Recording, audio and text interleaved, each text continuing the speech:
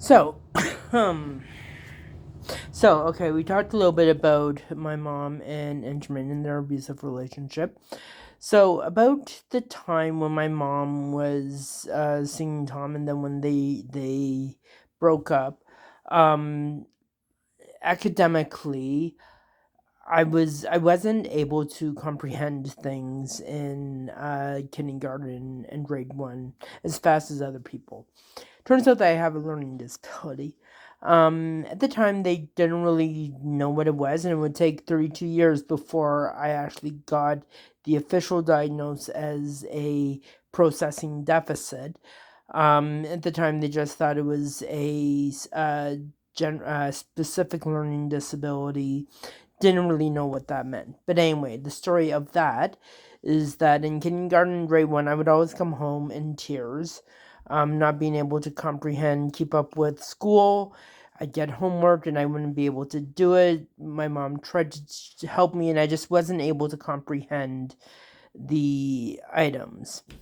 So happens that my mom was friends with Sandy. Sandy grew up on West Avenue beside my mom, and the two families were very close. And so my mom always hung out with Sandy and Bobby. And so Sandy happened to be a school trustee. And so she heard about these things called learning disabilities. And this is probably like late 70s, early 80s.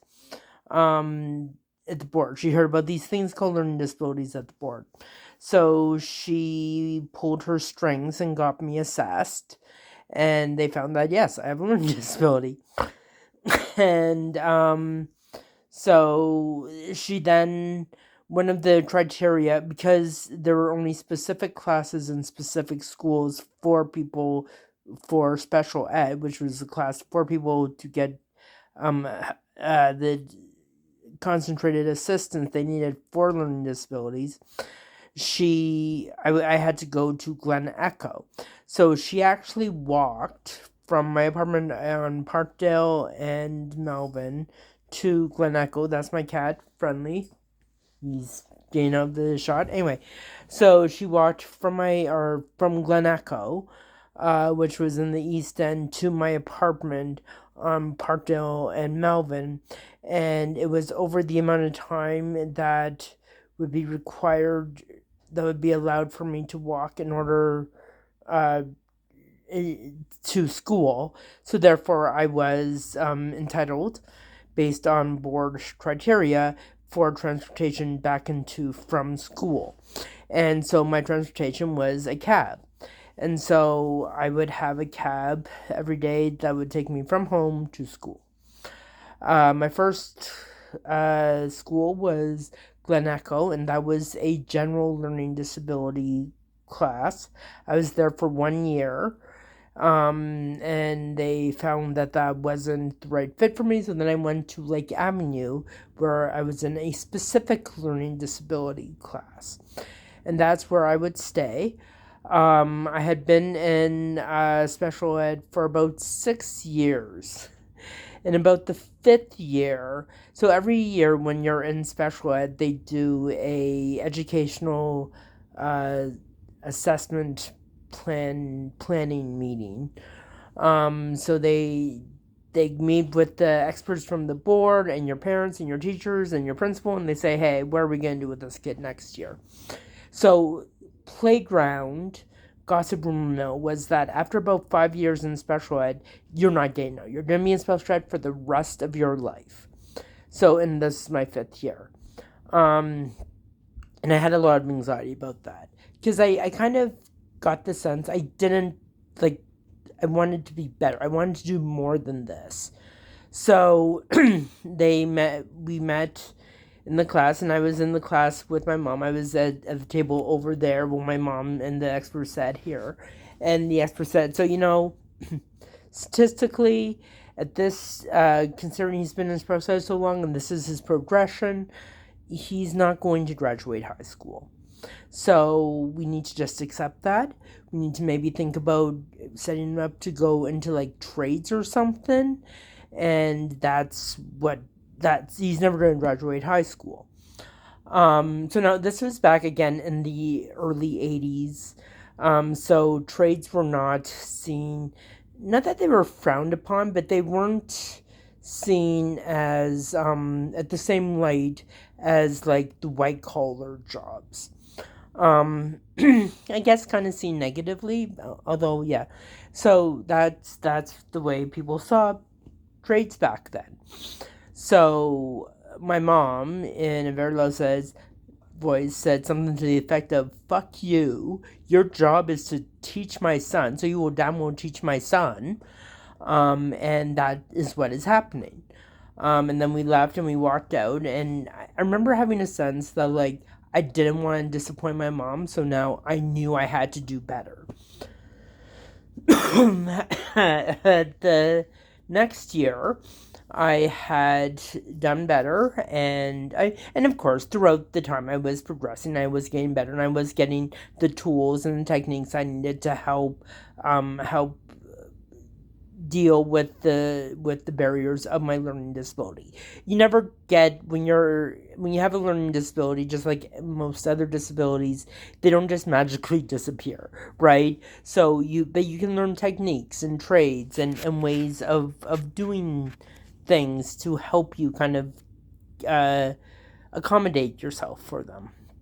So I was learning these things. So I think it was the next year, I had started in a grade 5 class, special ed. Then the next year I went to grade 5, half, so half special ed class, half normal class, and I was successful there. So then after that, I was able to go to grade 5 at Parkdale School and have a full normal grade 5 class, and that's when I got out of special ed. But special ed was very traumatic because you were the other kids. You were those kids. You were the small bus.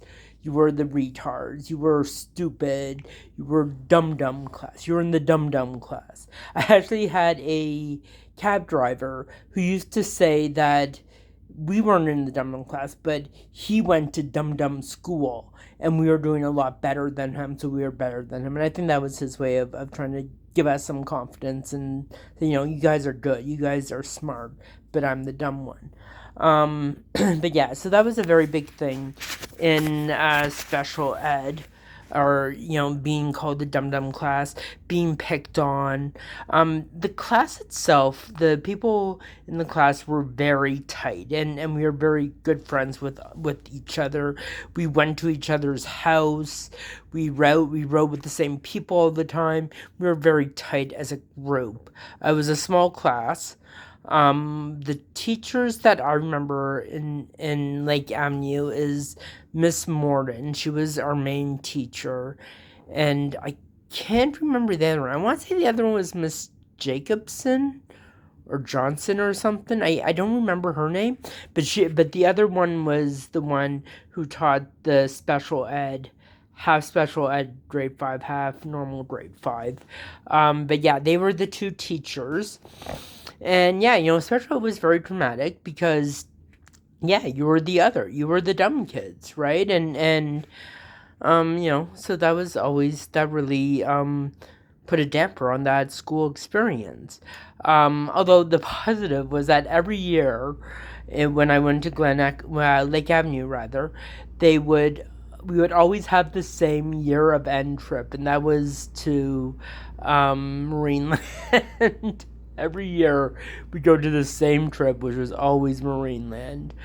So that was fun, and it was fun back then.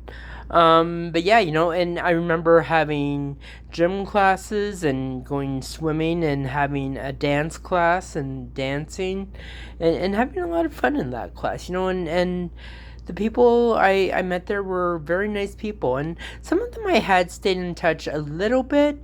I mean, I don't know any of them now. I haven't touched base with any of them now, so I don't know what they're doing. I would love to know what they're doing, but yeah, that was my special ed time.